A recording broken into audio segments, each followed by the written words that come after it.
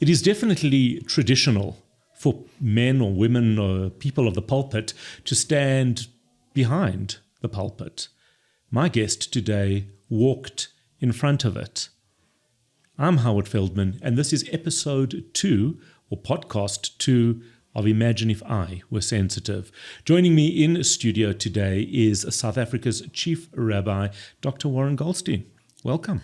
Great to be with you. Thank you. Is it a bit scary to hear that you stepped in front of that pulpit?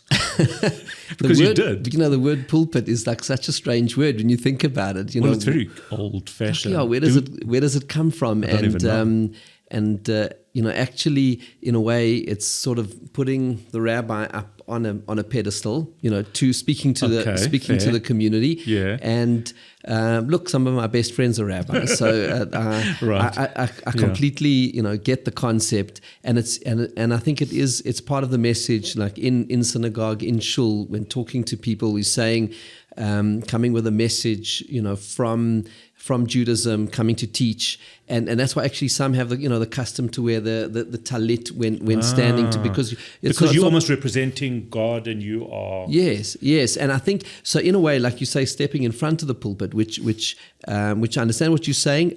Part of the way I see it as well is that it's an extension of the pulpit, because kind of the work that I've done and the messages that I've tried to bring have been rooted in my mind and in my heart from what the Torah says, and I'm not sort of stepping out of the role as rabbi. Okay. I'm extending it and saying actually yes. The message of Judaism is broader than what a person may say about how you pray. It's about how society looks. So that's quite interesting, because maybe we've limited, and maybe it's been quite comfortable. And I don't think only rabbis. I think it's rabbis, priests, imams. I think to some extent we've kind of maybe kept them behind and it's much easier for them to be behind the pulpit, because then we can see them in synagogue or church or whenever it would be.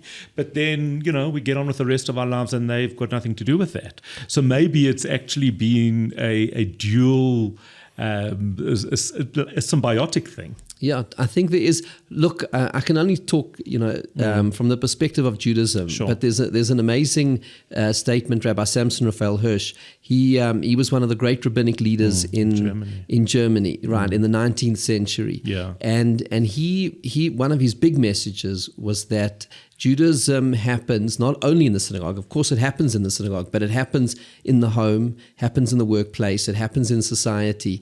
And he made a very controversial statement once. He said that if he could close every synagogue for 100 years, he would do that. Now, I don't think he meant it literally, certainly not, because he built an amazing community in Frankfurt am Main in Germany, and he was a tremendous articulate spokesman for authentic Torah Judaism. But his message was that actually Judaism's message is about serving God and making this world into a better place. It's about how we behave at home, in our families, how parents treat their children, raise their children, how children honor their parents. It's about the workplace, it's ethics, it's decency, it's character. It's about what are the values that a society should have. Compassion is not just a value that is written in the books of the Torah, but is actually something that should be lived in society. Interesting. It's fascinating, actually, because I've been doing some reading around him, some of his original, translated, but original works, because I see a very interesting parallel, and timing is quite interesting as well.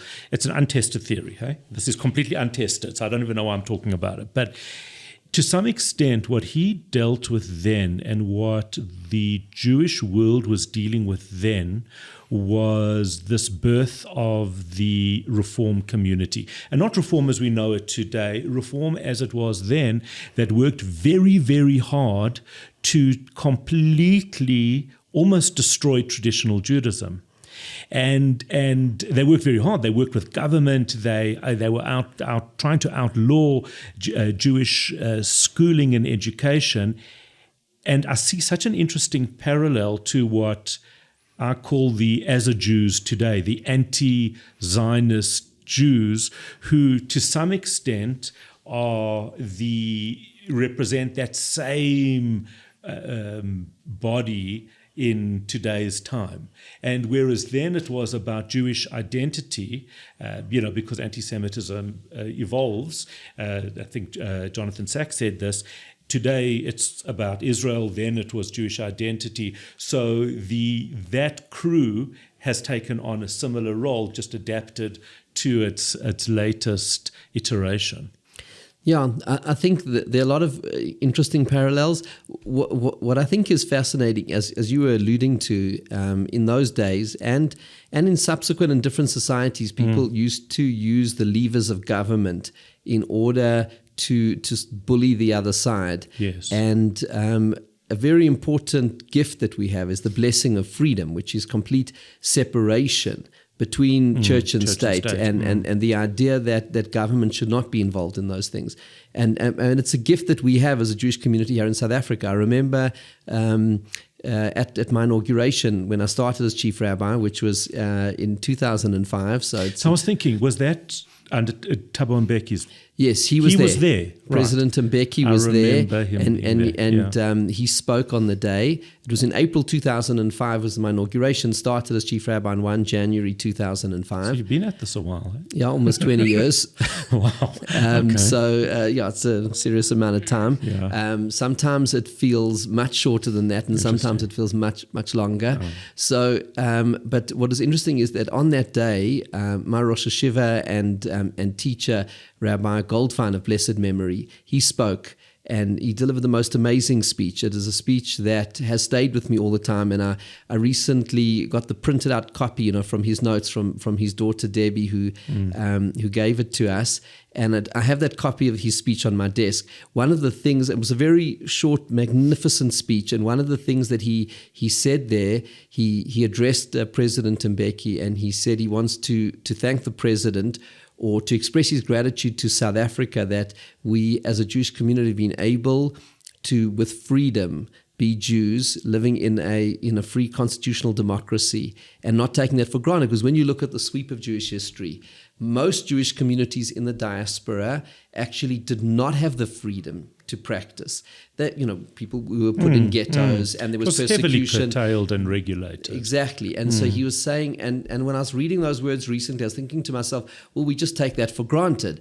In a certain way, we should take it for granted because, why shouldn't we? Why shouldn't we? Yeah. But actually, when you look at our history, and so therefore, and to me, this is one of the most important dimensions and blessings of South Africa. It's a free constitutional democracy. And a point often that, over these months since October 7, when I've done interviews with international media, even from within the Jewish world, Israeli media and beyond, often they don't understand actually South Africa is a proper free democracy. I think what confuses them is the fact that the South African government aligns like itself with Russia and China. So then they get confused and they think, well, hang on, then they must be like them, but we're actually not. Yeah. And it's that freedom and that space to be who we are that and some of the things that gift. you've said and written and that I've said certainly, and my response often is if our president, if Cyril Ramaphosa doesn't like it, he can leave.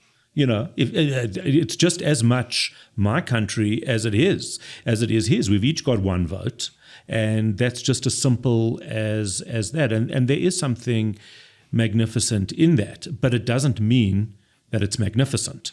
And that's something that I'm fascinated by, because what I'm trying to get to with these discussions and podcasts is identifying and trying to understand from people who I believe have stood up when others have sat down, trying to understand from people how they got to this position, because it's much easier for you to have remained on that side of the pulpit and spoken about words of Judaism and preached to the Jewish community, but you haven't. You've put yourself out there. Now you've done. That's not the first time. Many years ago, when you realized that crime was a problem, you got involved in an initiative that was very important for the community. You could argue that yes, it was a Jewish thing, but it wasn't. That's the reality. So you have had a history of doing this. Your doctorate is not in Jewish studies, is it? Yeah. Well, it's it's linked, but it's a bridge between the Jewish world and the rest of the world. So you've always had this ability to step out. Yeah. So I think what you're saying is spot on in terms of this is something that I have been doing over many years. It didn't start. It didn't start on October the 7th. Exactly. It didn't start on October the 7th. And I think it really comes back, to this point about sort of in the front or behind the pulpit in the sense of, for me, this is the message of Judaism. Judaism, right. So it's not inconsistent. No, it's part of that message. And so you referred, to my doctorate. My doctorate was really showing how Judaism has a picture that can teach modern constitutional democracies about human rights. Right. And I explored issues of women's rights, poverty alleviation, the criminal justice system, political power, all from the perspective of Judaism, and looking at it from saying, actually, what is the message here? And then that carried through to my work, as chief rabbi. So over the years, at the height of Jacob Zuma and state corruption, I joined the civil society movement to unseat the president. We joined the marches, had rallies in front of the union buildings. I'll never forget one of the rallies in front of the union buildings. There was this huge crowd. It was just before Pesach. And I said to the crowd, there must have been 30,000 people on the lawns of the union buildings. And I said to the crowd, what did Moses tell Pharaoh? And so the whole crowd answered, because everyone in this country knows the Bible. Of course, Let my people go. So I said, okay, Jacob Zuma sitting us behind here in the union buildings. What should we tell Jacob Zuma? And so the crowd never thought of you as a rabble rouser. Exactly. Well, I wouldn't have used those words, but still. Anyway, so they joined me in that chant, and so apart from that, there was obviously, as you referred to, establishing, being part of the establishment of CAP and the crime fighting initiative there. And then, so it was, at the time then was really the first time that I changed the words of the prayer. At the time we were praying for the president, and at the time switched the prayers to say, may we be blessed with a president who's morally worthy of this nation, which caused, ruffled a lot of feathers. At the time when the government was so slow on the vaccine rollout, I went for them and laid that position out in the public, saying this is a moral issue. And what I've done consistently all the time, I'm not talking as a journalist or as a politician, I'm talking as a religious leader with the voice of Torah values of Judaism throughout that. So corruption is not a political issue, it's a moral issue. Crime is not a political issue, it's a human rights issue of the human suffering that is inflicted. The healthcare is it's a moral issue. And then in terms of October 7, this is not a matter, and it hasn't been for me a matter of ethnic solidarity with the Jewish people. Of course, I have that bias because that's where we both come from. We come from that bias.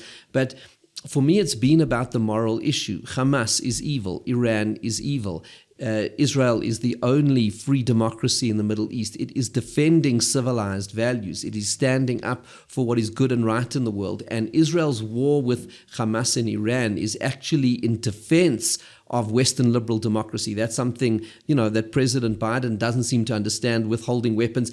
He should be getting on his hands and knees to thank Israel for the work, for that. Bizarre. So over these months, what I've done was to stand up on those issues in order to give expression to the values which I believe are in Judaism, and saying that these values and Judaism's breadth of approach, which is that it is about society and about world affairs and about humanity and in its totality, and to say there are principles of justice, the very notion of Zionism rooted, in the Torah, as you know, and all of speaking the whole time as a religious leader. And so each one of the speeches that I gave, since October 7, each time I've always referencing where does this come from, and been so interesting. A lot of the response that have been positive is of people of faith in the world who understand and believe in what we call the Torah, what they would call the Hebrew Bible, and they understand and appreciate it, and the writings of the prophets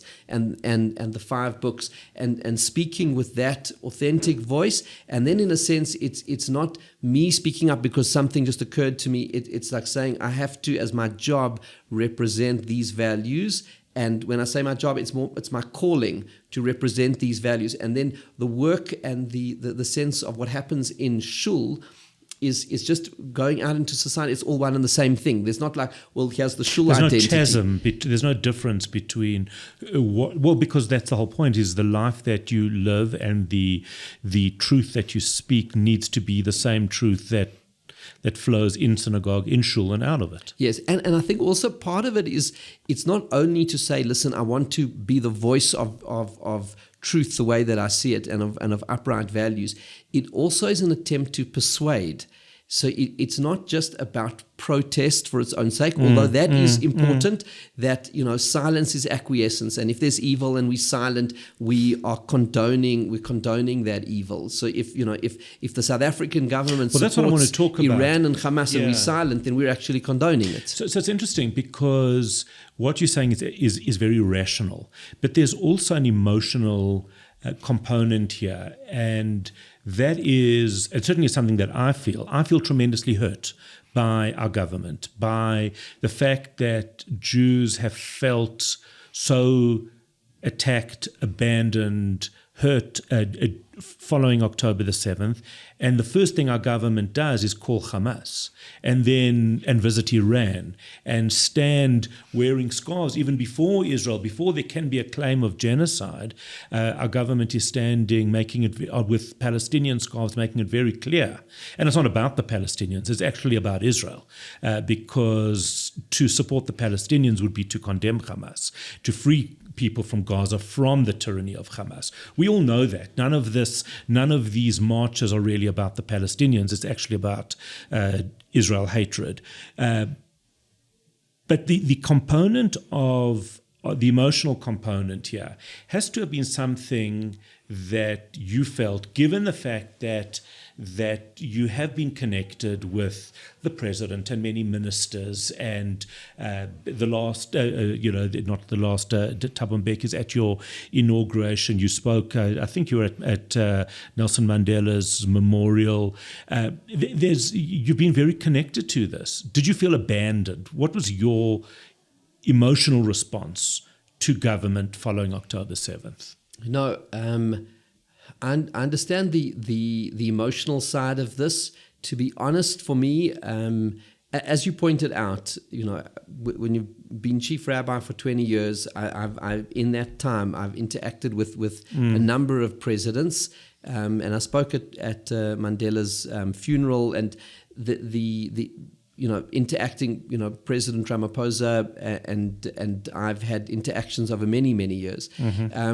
What I've tried to do in this thing is not to make it personal, and in a way, for me, it hasn't been. What I have believed passionately, and what is, in a sense, for me, been so outrageous, and there's been like the sense of disbelief, is that this government is not doing what is right for the people of South Africa. There is certainly a betrayal of the Jewish community, but it is a betrayal of all things which are good and decent, meaning this is not about saying the South African government should support the state of Israel because the state of Israel needs their support. No, not it's at all. It's actually about South Africa will be a better country if the value system of this government is in accordance with the right values.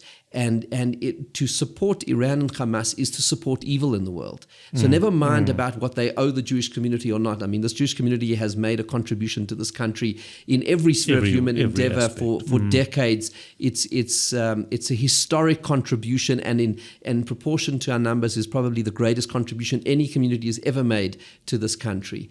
But it's not about whether they owe a debt of gratitude or not for that. It is about being on the wrong side of history and being on the wrong side of morality, because they're supporting the forces of violent jihad, of intolerance, of evil and intimidation. And really Israel represents, on the other hand, freedom, democracy, liberty, human dignity. These are core values. Now, South Africa is going to be a much better place. So South Africa should be aligned with the United States, with the EU, with India, with Japan, with the great democracies of this world, not it's with not a statement Russia, you should have China, to say. and Iran. You shouldn't, and Cuba.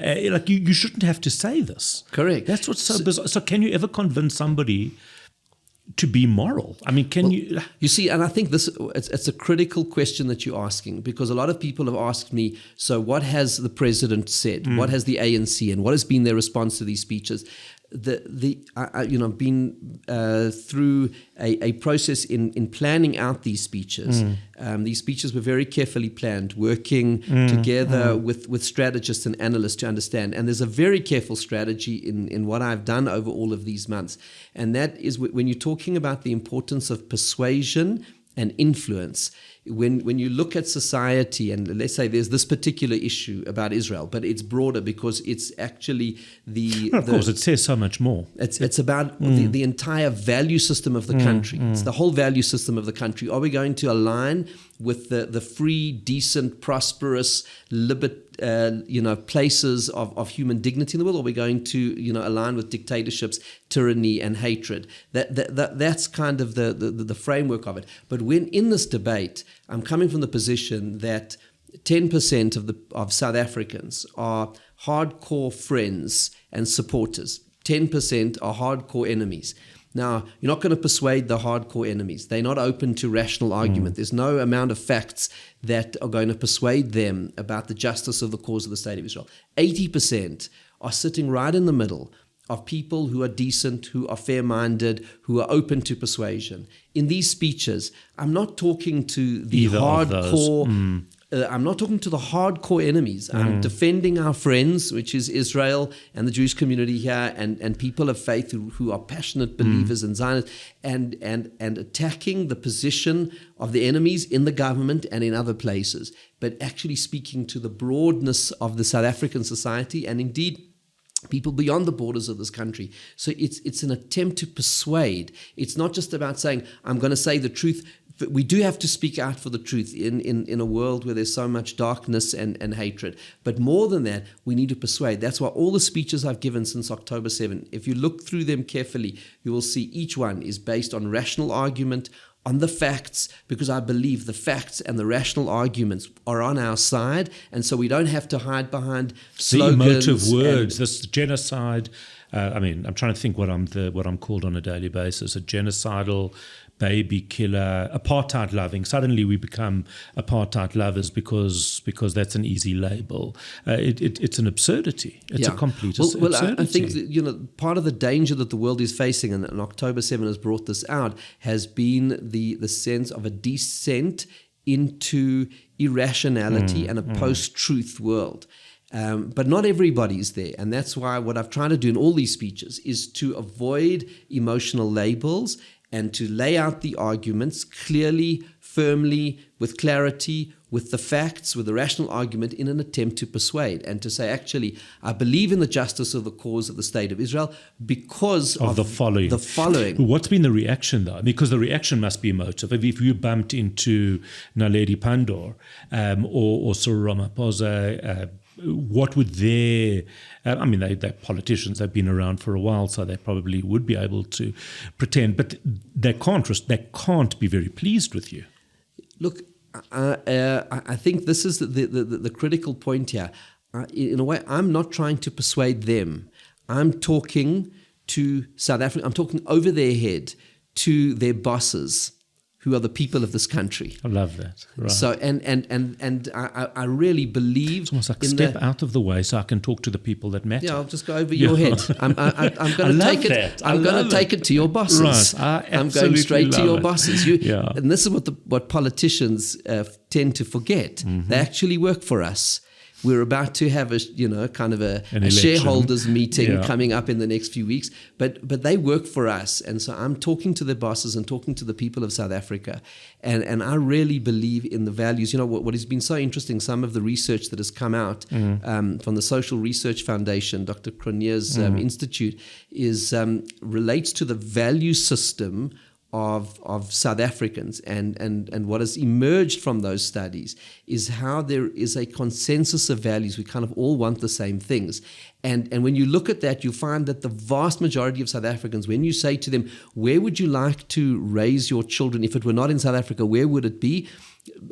Huge majority say countries like the US, UK, Germany. Tiny say Russia, China. They are people of faith. The vast majority of South Africans are moderate, both in temperament, in values, people of faith, people with an appreciation for human dignity, who want reconciliation, who understand tolerance, who believe in freedom. And so actually, I believe in the South African people, and part of these speeches have been about saying both to ourselves as South Africans, to the Jewish community, and to the global community, don't judge this country by the ANC. We need to, there's a bedrock of values within this country, and we have to bring out the goodness within that. And it's those bedrock values that are so promising for the future. Where did you get the courage to do that? Is it your family? Is it your upbringing? Is it your belief in the moral Judaic system? Or is it all of the above? Where does all of that come from? Yeah, it's a great question. I think, all of us are made up of so many different factors that make up part of our history. One thing, just coming back to Rabbi Goldstein's speech to me when I started, one of the things that he said on that day, he quoted the verse in the book of Deuteronomy and says, "Don't be afraid of anybody. Lead from the front and don't fear." And, I think it is a matter of, I don't want to make it too simplistic, but in a certain way there is... It actually is simple in a way, because the problem with what we're living through is it's been complicated, and it shouldn't be. Yeah, there's right and there's wrong, and there's good and there's evil, and there's dignity and respect and everything else. There's so many words when you can't talk about what anti-Semitism is, and you're a president of an Ivy League school and you can't actually answer a question. That's just noise. Yeah. If you move all of that aside, there is simplicity. Yeah. And I think there's this issue of basic integrity, meaning as when holding a position like this, then I have a sense of responsibility. Right. What do I represent in this position? Why am I chief rabbi? What is my responsibility when I'm holding a position that represents the values of the Torah? Then I have to represent those values. And when those values are under assault, and when I say those values, the values of human dignity, that the Torah gives this, the framers of the United States Constitution, as you know, they say that we hold these truths to be self-evident, which today they're far from self-evident, but to them they were, because they believed in what they would have called the Hebrew Bible, which is belief in a creator and belief in the human being created in God's image. And, like the Mishnah in Pirkei Avot says, Chaviva Adam Shenivra B'Tselem, beloved is the human being created in God's image. And from that flows so much. So when those values are under attack, and the idea of the Jewish connection to the land of Israel as part of the divine promise, and the idea of that murder is evil, and that violence which is perpetrated by in the way that Hamas and Iran do that, and the threat that is, that those become moral issues. When a vaccine, when a government is slow in delivering a vaccine and people are literally dying because they tardy in that, or when a government hospital is not functioning because the wrong person has been appointed to run the department because of their party connections, that's a moral issue. And then silence in the face of that, if there's state capture and there's mass corruption, the silence in the face of that is actually a betrayal of those principles. So there's a real sense of conscience. How can I live with myself? And I think, to me, if you'd say what leadership is about, It's about the integrity of having a conscience. And it sometimes sort of baffles me, how does the president go to sleep at night when a murder rate has doubled under his watch? Vakila Mbalula went on to the poorest part of KwaZulu-Natal yesterday, driving a G-Wagon worth 3 million rand, or you can rent it at 35,000 rand a day. How? And he's talking to the people of KwaZulu-Natal about how cool it is, effectively, that they're getting 350 rand a month as a stipend. And you think, how does he not?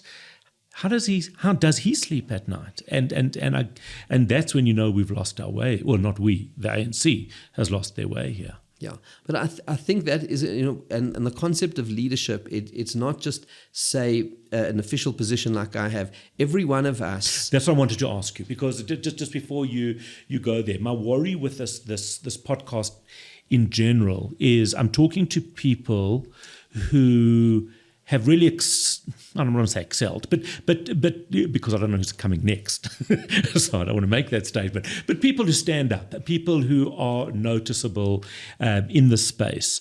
The danger of that is that other people sit back and say, "Well, you're the chief rabbi. You're in that position. Maybe I've got a platform. I'm in that position." Gareth Cliff, who was on the last podcast. He's got the platform. Me, who am I? I'm just going to sit back and let you guys do it, which is the danger of a podcast like this. What's your message around responsibility that each person has? Yeah, I think there's an amazing idea of leadership which has been in my mind for a number of years, which for me emerged from. A lot of the teachings of Judaism comes a lot out in Pirkei Avot. When one tries to think of a model of leadership, sometimes we think of leadership as top-down, when people have these kind of platforms and positions. Sometimes you think of it as kind of bottom-up. But I think there's a uniquely Jewish concept of leadership which comes out of our Torah sources, which is the idea of leadership from the inside out, which means you lead yourself first, then your family, and then your friends, your community, and we have ever expanding circles of influence, and every single one of us is called upon to be a leader.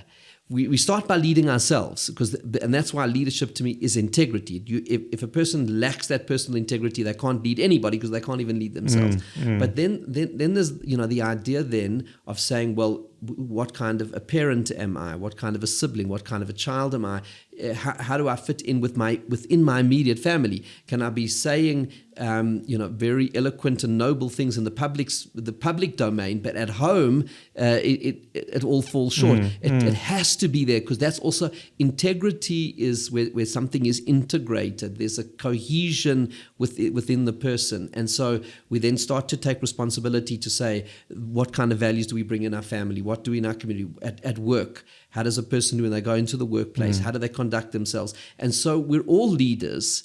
And what I would say to those who are watching, I was going to say influencers. And it's true, no, it is because leadership is influence. Yeah, so there's a study now that you have these influencers. I don't expect you to know of the Kim Kardashians, God forbid, but you've got these leaders, these influencers who have millions and millions of followers, right? And then there's, on the other side of it, is micro influencers. And of course, the influencers with all the millions have a much lower uptake on their influence, because they'll say, go and buy this, and only a very small percentage will. But as a micro influencer, i.e. your family, your work, your community, the uptake there, if you've got integrity, is much, much higher. So you're actually much more powerful in a way as a micro influencer than you are as a regular influencer. That's fascinating. Look, and I think influence is at the heart of what leadership is about. But I think that in a way it is, in a way the whole trend of influences has, in some way, I wouldn't say tainted, but it has cast some sort of a shadow on the concept of personal leadership, because it's so intertwined with commerce and what all of that means. But it does reveal this concept, the idea that we all need to take responsibility for our spaces. And as we impact and move bit by bit, wider and wider. And so when we're talking about integrity, that can also mean if there's a situation within a community, it can be in a shul, a school, it can be in a family. If there is an injustice that is happening, then there's an opportunity and a calling to try and do something about it. It doesn't have to be on grand societal scale. Absolutely. It can be, and the responsibility is exactly the same. And then it's about the values and it's about character, but it starts with seeing ourselves as leaders and not looking at leadership in terms of title. Leadership is to be a human being and to engage with other human beings, because all of those studies show that the social impact, how much we are influenced by one another. You know, one of the most macabre studies is actually, and it's something that we grappled with in the last number of months as a community. But when there's a report on a suicide, others are encouraged by that, and it's a very scary. It's a very scary thing, and it's very painful. Now that's on the dark and the negative side, but on the positive side, when a good deed is done, when charity is given, when kindness is expressed, when there's a campaign for compassion and for good deeds, when people are speaking up about what is right and good, when people are standing up for Israel, when, you know, whatever it is that we're doing, people are noticing. If you're in a crowd of friends and people are speaking Lashon Hara negatively about somebody, and to be silent is to participate in that. To actively participate is even worse. To then say, hey guys, let's not speak Lashon Hara. Let's not speak like this. This is not who we are. It's not right. That changes the whole dynamic in a social group. That's an act of leadership. And this is, you know, when there was a lot of community discussion around the bullying issues at schools. Part of my message to the kids was, look at yourself as a leader. And that means it's not just about looking at the bullies and the victims. It's the bystanders who are there, and say, don't be a silent bystander. That's what the Torah says, do not stand idly by the blood of your brother. You know, al tamod al dam re'echa, that sense of, I'm here in the society, in a school, in a communal setting, in a family, I need to come forward and get involved. And then that applies broadly to South Africa, because ultimately people of good values have to speak out and to one another, and we need to create a kind of a wave of people talking and reinforcing the right sort of values, so that, because the success of a country, of a family, of an individual starts and ends with values. Everything flows from our values. That is where we're going to leave it. Chief Rabbi Dr. Warren Goldstein, I would love your thoughts. I'd love your comments. Don't forget to hit that follow button on the YouTube link below, and let me know who else you think that I should be speaking with in Imagine If I Were Sensitive. I'm Howard Feldman. I've been in conversation with Chief Rabbi Dr. Warren Goldstein.